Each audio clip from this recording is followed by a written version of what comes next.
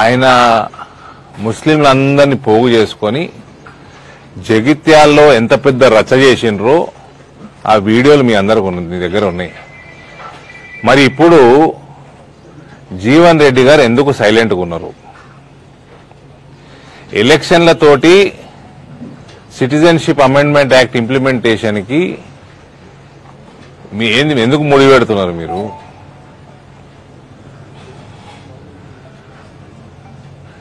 హిందువుల ఓట్లు పోతాయనా? మీ నిజస్వరూపం ఆనాడే బయటపడదు కదా జీవన్ రెడ్డి గారు. ఆయన మాట్లాడే మాటలు అదేదో ఆయన చేసిన సభ అప్పుడు ఏదో పాకిస్తాన్ ఇస్లామాబాద్ లో చేసినట్టున్నది. అది వాతావరణం జగిత్యాల్లో చేసింది ఆయన, ఇస్లామాబాద్ లో చేసినట్టున్నది. అది సిఏని వ్యతిరేకిస్తాం, వాపస్ తీసుకుపోవాలి, హిందువులకి పౌరసత్వం ఇవ్వద్దు, ఎన్ఆర్సీ రావద్దు, ఆర్టికల్ 370 తోటి కశ్మీర్ నాశనం అవుతుంది, అవన్నీ అని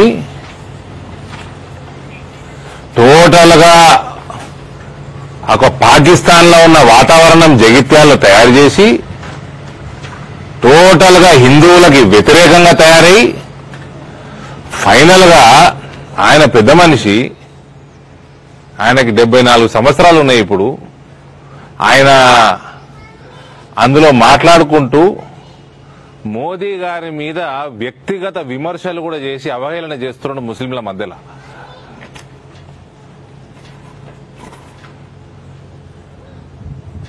నిజస్వరూపం కాంగ్రెస్ పార్టీ సీనియర్ నాయకులు జీవన్ రెడ్డి గారి నిజస్వరూపం అది. ఈ దేశాన్ని ఏం చేయదలుచుకున్నారు? సందేశ్ ఖాళీలో హిందూ మహిళల్ని, అందంగా ఉన్న మహిళల్ని మరీ సెలెక్ట్ చేసుకుని పోయి టీఎంసీలో బలాత్కారం చేస్తుంటే ఇప్పుడు ఈ బెంగాల్లో ఇంకా రోహింగ్యాలు, బంగ్లాదేశ్కి వచ్చిన ముస్లింలకి వాళ్ళకి పౌరసత్వం ఇవ్వాలే అని కొట్లాడుతున్నారు జీవన్ రెడ్డి గారు.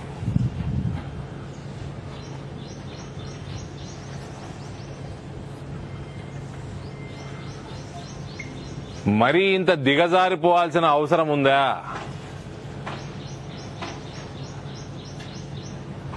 ఆ వీడియోలు చూడండి, ఆయన ఎట్లా మాట్లాడుతున్నాడు, మోదీ గారిని ఎట్లా అవహేళన చేస్తున్నాడు, ముస్లింలతోటి కలిసి మోదీ గారి మీద మజాకులు చేస్తున్నాడు. ఇదేనా పెద్ద మనిషితనం? ఇటువంటి హిందూ వ్యతిరేక జీవన్ రెడ్డి గారికి, ఆయనలో ఉన్న హిందూ వ్యతిరేక భావాజాలానికి మనసు నొచ్చి కాంగ్రెస్ పార్టీ నుంచి రాజీనామా చేసి ఇవాళ నరేంద్ర మోడీ గారి నాయకత్వాన్ని, హిందుత్వాన్ని బలపరచడానికి జగిత్యాల అసెంబ్లీలోని బీర్పూర్ మండల జెడ్పీటీసీ, సిట్టింగ్ జెడ్పీటీసీ మరియు ఆవిడ భర్త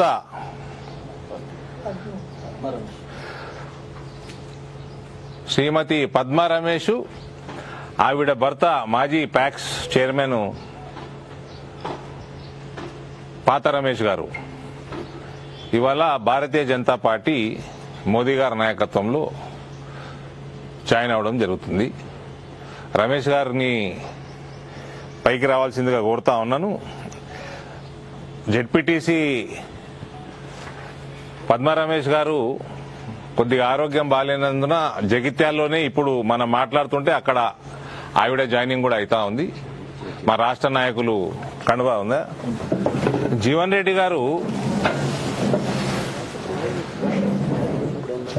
మీ పార్టీ హిందువులకి స్వాతంత్రం నుంచి మోసం చేసుకుంటూనే వచ్చింది.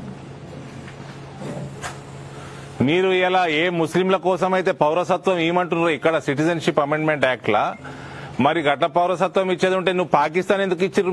మీ పార్టీ, మీ నెహ్రూ ఎందుకు ఇచ్చాడు పాకిస్తాను? ఇక ఆడికెళ్ళి హిందువులు, సిక్కులు, జైనులు, పార్సీలు, క్రిస్టియన్లు, బౌద్ధులు అందరు వచ్చినాక ఇక ముస్లింలు కూడా వస్తే మరి ఆ దేశంలో ఓడి ఉండాలి. ఆ దేశం కాలవుతుంది కదా. దేశం ఇచ్చింది ఎందుకు? మీరు పార్టీషన్ చేసి దేశ విభజన చేసి దేశ ద్రోహుల్లాగా మిగిలిపోయిన మీ పార్టీ వాళ్ళు మళ్ళా భారతరత్న అంబేద్కర్ గారికి వ్యతిరేకంగా జరిగింది పార్టీషను. ఆయన రాసిన రాజ్యాంగంలో ఏడ కూడా సెక్యులర్ పదం లేదు. ఆ నెహ్రూ కూతురు ఎవరి పేరైతే ఇప్పటికి మీరు మాట్లాడుకుంటా ఓట్లాడుకుంటారు, ఇందిరాగాంధీ 75ల మళ్ళా ముస్లింల ఓట్ల కోసం పాకులాడి సెక్యులర్ పదాన్ని చేర్చింది రాజ్యాంగంలో. సెక్యులర్ పదాన్ని చేర్చేటట్టయితే అయ్య నెహ్రూ దేశాన్ని విభజన ఎందుకు చేసిండు? ఇవాళ మీరు ఇట్లా చారిత్రక తప్పిదాలు, హిందువులకి మీరు చేసిన పాపాల్ని ఇలా నరేంద్ర మోడీ గారు కడుగుతుంటే మళ్ళా ఆయనకి వ్యతిరేకము, ఆయన మీద వ్యక్తిగత విమర్శలు, ముస్లింలని పోగు చేసుకొని అంత పిఎఫ్ఐలని పోగు చేసుకొని జగిత్యాల మీలాంటి పార్టీలు చేయబట్టి జగిత్యాల పిఎఫ్ఐ గడ్డ అయింది. అంత పిఎఫ్ఐలని పోగు చేసుకొని అదేదో ఆజాదీ ఆజాదీ అనుకుంటా కోరుతున్నాడు పెద్ద మనిషి వాళ్ళతో కలిసి. ఇది మీ నిజ స్వరూపం జీవన్ రెడ్డి గారు.